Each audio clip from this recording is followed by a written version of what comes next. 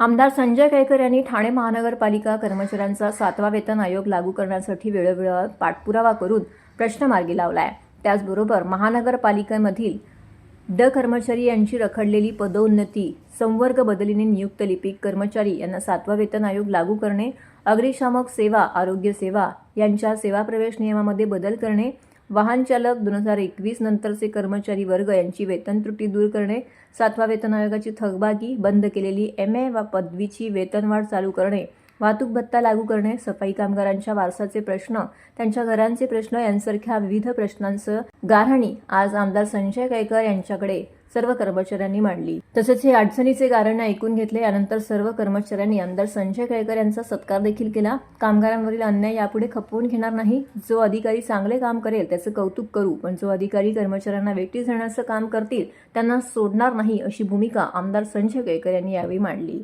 कामगार नेता म्हणून नाही तर कामगार मित्र म्हणून सदैव कामगारांच्या पाठीशी आहोत, असं देखील यावेळी केळकर यांनी म्हटलं। खरं म्हणजे मी कामगार नेता नाही तर कामगार मित्र आहे आणि गेल्या 10 वर्षापासून निरनिराळ्या बंद पडलेल्या कंपन्या असतील, महापालिकेमधले किंवा निरनिराळ्या आस्थापनातले कर्मचारी असतील, तर जो वंचित आहे, पीडित आहे, कष्टकरी आहे, याला न्याय मिळवून देण्याचं देखील काम आमचा लोकप्रतिनिधी म्हणून आहे। आणि त्याच्यामुळे आज या महापालिकेच्या कर्मचाऱ्यांनी या ठिकाणी माझा सन्मान केला, सत्कार केला।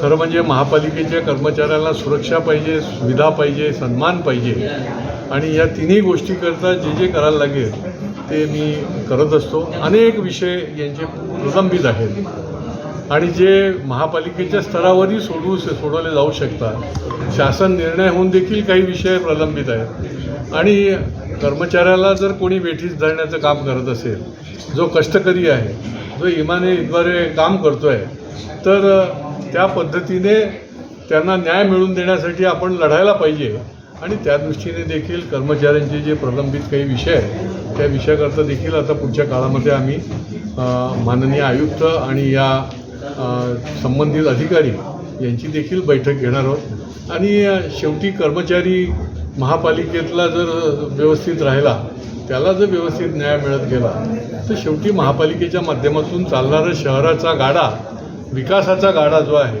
तो योग्य पद्धतीने चालू शकतो। त्याच्यामुळे हे कष्टकऱ्याचे हात पुढच्या काळामध्ये देखील मजबूत आणि भक्कम करण्याचं काम आम्ही करणार आहोत। साहेबांनी आम्हाला आमच्या प्रत्येक प्रश्नांमध्ये खूप सहकार्य केलं, त्यामुळं कर्मचारी म्हणून आमच्या मनामध्ये एक भावना होती की साहेबांचा सत्कार घेतला पाहिजे। त्यासाठी आम्ही वेळोवेळी साहेबांकडे गेलो, पण हा योगायोग येत नव्हता, तो आज साहेबांनी आणला। त्याबद्दल साहेबांचे खूप खूप धन्यवाद आणि आभार।